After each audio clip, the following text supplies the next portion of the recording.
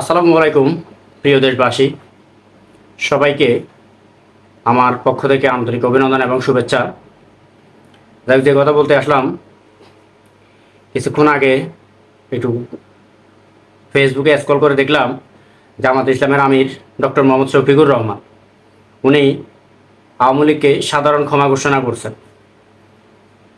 তো যাই হোক, আমার মতে বাংলাদেশে বিগত 17 বছরে 15 থেকে 16-17 বছরে আওয়ামী লীগ যে অপরাধ করছে এটা ক্ষমার অযোগ্য। আপনাদের মতে কি মনে হয় এটা কমেন্ট বক্সে জানাবেন মতামত করে। তো এই যে মনে করেন ছাত্রলীগ, হেলমেট লীগ, গুন্ডা লীগ, যত লীগ আছে, পুলিশ লীগ, এদের বিচার বাংলার মাটিতে করতে হবে।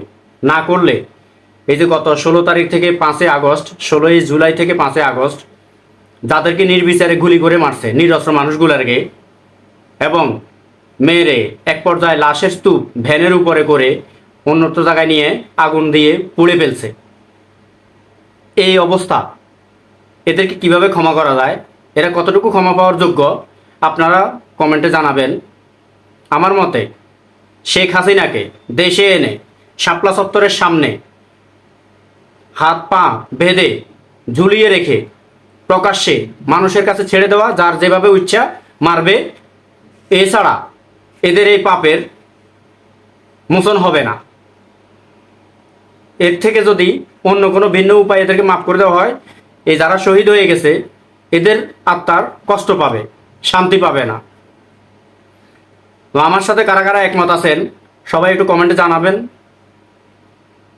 বর্তমান যারা প্রশাসনে আছেন আমি সবার দৃষ্টি আকর্ষণ করতেছি, আওয়ামী লীগের যতগুলা লোক আছে, পুলিশে বলেন, সেনাবাহিনীতে বলেন, র্যাবে বলেন, বিজিবিতে বলেন, যারা নিরীহ সাধারণ ছাত্র জনতার উপর, নিরস্ত্র ছাত্র জনতার উপর হামলা করছে, গুলি করে প্রকাশ্যে মেরে ফেলছে, তাদের বিচার করতে হবে। তাদের বিচার যদি সঠিকভাবে না করা হয় তাহলে তাদের সাথে বেইমানি করা হবে, তাদের রক্তের সাথে বেইমানি করা হবে। সবাই ভালো থাকবেন, সুস্থ থাকবেন। আওয়ামী লীগ যেন বাংলাদেশে পূর্ণ প্রতিষ্ঠিত করতে না পারে সেদিকে সজাগ থাকবেন। এবং তারা যেভাবে একদিন সংখ্যালঘুর উপর, হিন্দুদের উপর ভর করছে, সেটা হয় নাই, আনসারদের উপর ভর করছে, তাও পারে নাই। সর্বশেষ এখন ঢাকা মেডিকেলের ডাক্তারদের উপর ভর করছে দেশের একটা অস্থিতিশীল তৈরি করার জন্যে, সেটাও ব্যর্থ। তো সবাই সজাগ থাকবেন।